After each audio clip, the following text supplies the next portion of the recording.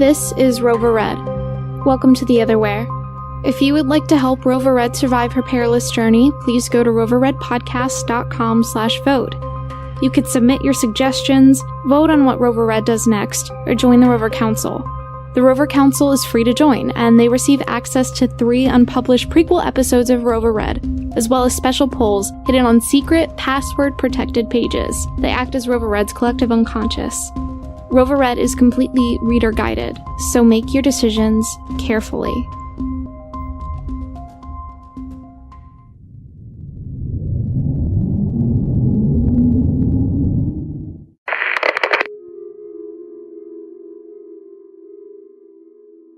As Remus and Leah sat in the dark chamber, waiting on the Rover Council's decision, noises began to filter through the walls. Remus, do you hear that? I hear it, but I'm not sure what it is. Remus scooted closer to Leah. It sounds like it's getting louder or closer? Is it coming from one of the tunnels? I can't tell. It might be coming from the tunnel marked the present? Should we go see what it is? Remus asked. Leah stood. Yeah, might as well. It seems like the Rover Council is taking forever, as usual, and I don't have a ton of time. Remus nodded and followed Leah as she moved towards the tunnel marked the present. Well. Maybe that's all I need to do to make them decide faster. Remus looked at Leah, confused. What are you talking about? Oh, right. You can't hear what I can. The Rover Council decided. What's the Rover Council? Remus asked. Leah started to explain, but decided it would take too much work to get her point across. It doesn't really matter. All that matters is that they have a decision for us on which tunnel we should take. Just a second, let me hear which they chose. Evie, go ahead and read the decision.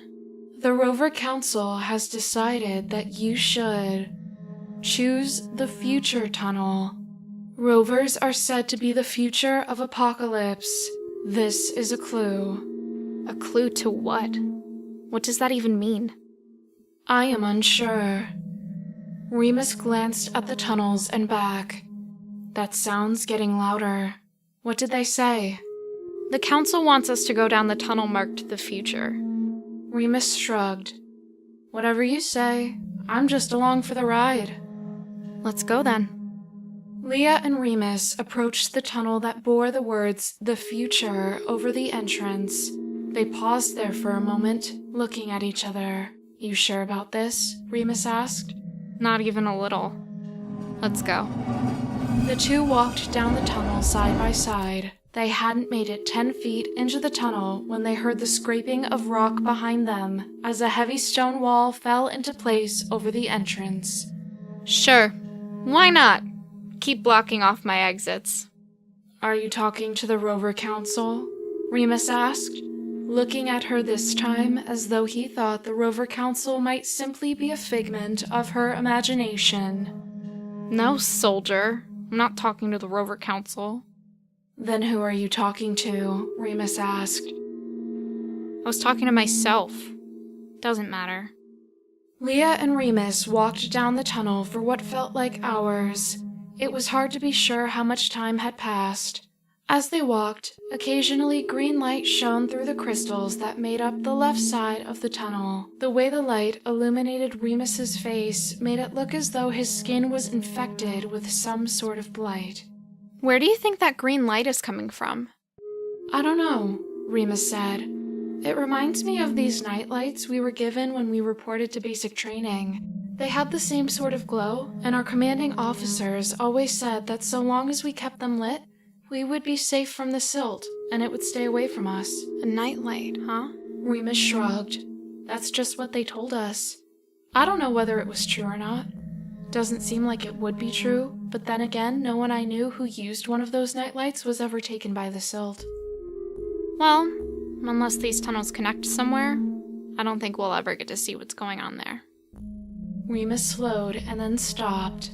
What's wrong? Remus waved her off and plugged his ears with his fingers. Okay. Soon, Remus tapped his chin and began speaking. Message received, Romulus. I'm with Rover Red right now. We're both— Mind your next few words, Remus. Remus visibly swallowed, but continued. We're both on a path of sorts. I'll report more later. What was that? That was my brother, Romulus. He sent me a message from Kirky. Why did he want to know where we were? He didn't. He was giving me an update. What was the update? A rover killed Jolene today. What? Yeah, apparently one of your commanders decided— He's not a commander. So you know. Okay, one of your rovers decided to waltz into the middle of a Deadlife encampment and murder Jolene. Slade. After he did that, he apparently sent all the Deadlife soldiers in that encampment back to the Emperor with a message. What message?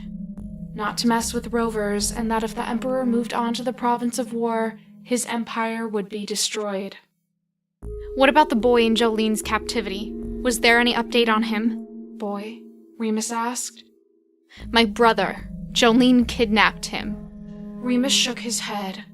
There was nothing about your brother, but if this man who killed Jolene has him, I would be worried. Remus said that he left Jolene's body as a message for all to see. What do you mean? Jolene was left at the center of the Deadlife encampment with 5 silt spears shot through her body. So he has a conclave chip. Great. What else? According to Romulus, the Airy Order is blaming Conquest. What? Why? Because the rover got away and used some sort of silt technology to destroy the speeders and turbines chasing him. There were reports that giant pillars of silt shot up from the dirt of Apocalypse. I've never heard of that happening. Ever. Yes, Jonah. What does all this mean? Death has declared war on Conquest, and all Deadlife soldiers are being recalled from the famine front to provide containment along the Death border. Can Death defeat Conquest? Remus shook his head.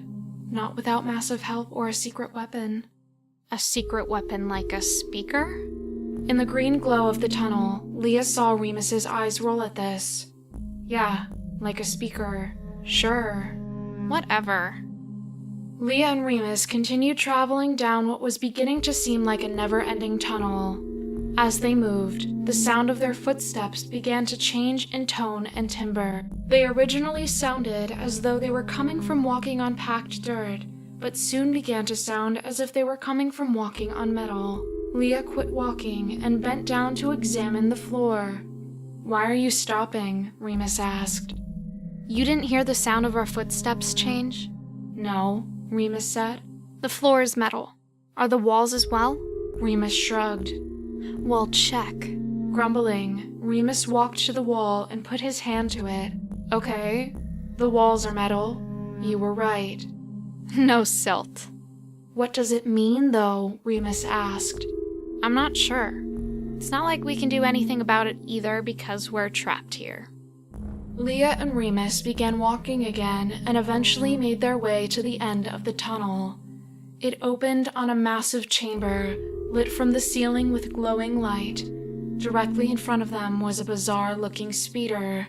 It was quite different from a standard speeder in that it was almost completely made of clear glass or plastic. Spread before the speeder were 8 separate tunnels.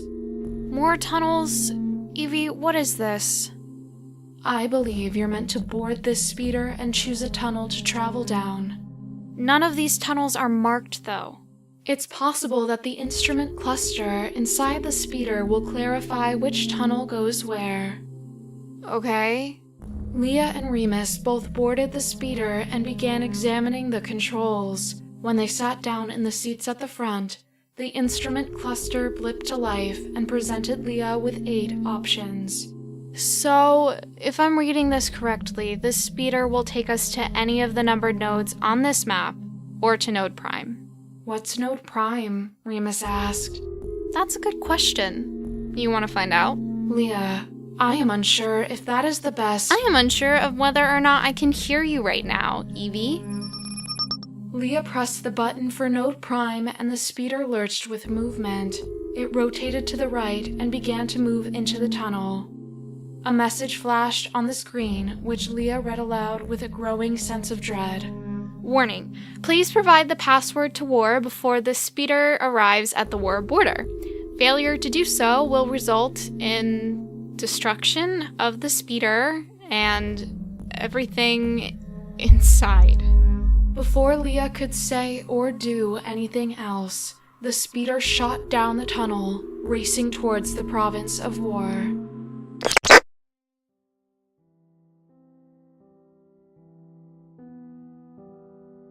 Hello, loyal listener. Do you want to continue following Leah's adventures in the Otherwhere? Do you even care? If you do, you should visit roverredpodcast.com/support or tell a friend.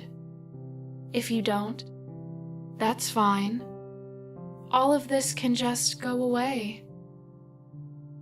Maybe it will. Goodbye.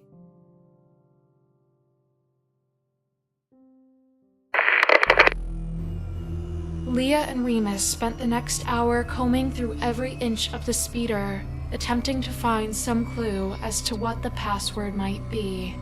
I don't know what it is. I don't either, Remus said, looking around. He got up from the instrument cluster at the front of the speeder and headed towards the back. Leah followed him. They both collapsed into plush seats and stared out through the windows at the metal walls rushing past them, a visual reminder that they were racing towards the end of their lives. Evie, send a Rover Council message. Proceed. Wait, do you know the password? I do not. Search the Book of Rover for anything relating to a password and war. There are no entries in the Book of Rover relating to a password that would allow you safe entrance into the province of War. Silt. Okay, this is what I want you to send to the Rover Council. Ask the Rover Council what I should enter as the password. I fear that without understanding the type of password required, they will be unable to answer it sufficiently. I don't know how to explain it. Above the screen there's a black rubber square. Within the black square is a white box of some sort. I guess you're supposed to draw with your finger on the white box? So you're asking the Rover Council to provide you with a shape or a sequence of shapes? Yes. Message sent. I also want you to send a message directly to Lieutenant Slade. Proceed. Lieutenant Slade, I'm on a speeder underground that is racing towards the border of War. To access the province of War and then Node Prime, I'm required to enter a password. Do you know the password I'm supposed to enter? Message sent. Okay. Not much else I can do, I guess. I would agree. Remus, dozing in the seat next to Leah, suddenly sat up, an alarmed look in his eyes. What? What's wrong? He held his finger up, then pointed to his ears. Leah nodded and waited as patiently as she could. Shaking his head, Remus tapped his chin and spoke. I'm stuck where I am. Go ahead and leave without me. I understand the consequences. Remus looked at Leah and sighed. What happened? My unit was reassigned, Remus said, shaking his head as he spoke. What does that mean? It means I'm supposed to escort my unit to a new location. Where? Somewhere along the border of death, but I'm trapped here. I can't escort my unit to the provided coordinates, so I'll be permanently exiled from Conquest. Leah was silent for a long moment. I'm sorry. I didn't mean for this to happen. I didn't have to come with you. I chose to come with you because it seemed as though you were following some greater plan. I've only ever really known the plan of the Emperor or my parents, so... Remus trailed off. I'm just trying to save my brother. Maybe you could save Apocalypse too? Remus asked, staring out the window at the rushing walls of the tunnel as they flew by. After a moment of careful contemplation, Leah nodded to herself. It was all coming down to her. She could rely on others, the Rover Council, Jonah, Slade, or whoever else she wanted. But in the end, deep within her heart, she knew that the only way her brother and the Otherwhere would be saved was by her own 2 hands. She stared down at the stumps where her missing fingers used to live. Clenching her teeth, Leah made up her mind. She would do everything in her power to save this world. She would do everything in her power to bring peace back to the Otherwhere. Leah took a deep breath and spoke as she began to stand. I'm going to do everything in my power to... Leah's words were cut off as her shin snapped beneath her weight. She collapsed to the floor of the speeder in agony and stared in disbelief at her mangled leg. Her eyes filled with tears. At the midpoint of her shin, her foot veered away from the rest of her leg at a sharp angle. Remus stared at the break, his mouth frozen in an O of surprise. Leah, writhing in pain, pulled herself back up into the chair she'd been sitting in. I don't understand. What happened? Leah, it appears as though your bone mass has reached a critical level. I would urge you to use caution in all future movements. Your bones are now at risk of breaking quite easily. Why is this happening to me? Why? I didn't want any of this. I never wanted this. Remus finally began moving again. He stood up and removed his pack, unzipping it and rummaging through it. He finally found what he was looking for and tossed the pack into the seat next to Leah. In his hands, he held a white cube and what looked like a small red pebble. "Take this," he said, holding the red pebble out for Leah. Leah took the red pebble and held it. What am I supposed to do with this? You swallow it. It will dull the pain. Will it slow my reflexes? Yes, Remus said. Leah shook her head and handed back the red pebble. No, I can't afford to be slow right now. Suit yourself, Remus said. He held up the white cube. This is going to hurt. A lot. What is it? I don't really know what it is, but what it's supposed to do is set broken bones. Evie, is he telling me the truth? Yes, especially about the pain. Great. Okay, do it, Remus. Remus held the cube above the place where Leah's leg shot off to the side before letting go of it and allowing it to fall from his hand. Leah's eyebrows went up in shock and confusion that he'd dropped the cube, but then the cube quit falling. It hovered up the place where her leg was broken for a moment before floating up her shin to her knee and then down and to the right to her foot. It returned to the break, and before Leah could say anything or prepare herself, the cube flattened and stretched into a long white rod that was bent exactly where the break in her leg was. Ow! The rod pressed down onto her leg and melted all the way around to the other side. Leah realized what was about to happen and looked up at Remus with pleading in her eyes. He held out the red pebble to her a second time, but she bared her teeth and shook her head. No! The white mass covering the break in her leg suddenly twitched, straightening her shin. Leah ground her teeth as the lower portion of her shin was pushed, pulled, and prodded until it was aligned with the upper portion. The white mass grew very hot and then cooled. Leah reached out to touch it and was surprised to find that it had completely hardened into a protective shell. That wasn't so bad. Remus nodded and grabbed his pack, tossing the red pebble back into it. As he began pulling the pack back on, he froze. Another message? Remus shook his head slowly, his brow creasing in confusion. What's wrong? Remus pointed behind her, out the rear window of the speeder. Leah turned her head as much as she could, trying to keep her leg from moving as she did so. Why can't you just tell? In the distance, purple lights raced after the speeder in the darkness of the tunnel. Leah thought back to the noises she and Remus heard before choosing the future tunnel. Nightmare.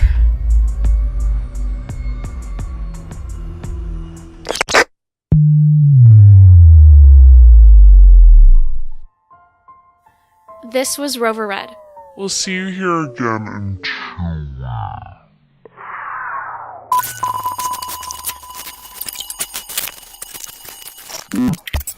I fear that she will not make it, Empress. The silt creature is gaining, and her body is already beginning to break down. If she wishes to save her fragile body and have any hope of saving her world, she must ascend. What if she fails? Then she will perish as so many before her. If I may, what if we were to offer help of... No. For her reputation to remain intact, she must do this on her own. The entire universe is watching. Yes, Empress.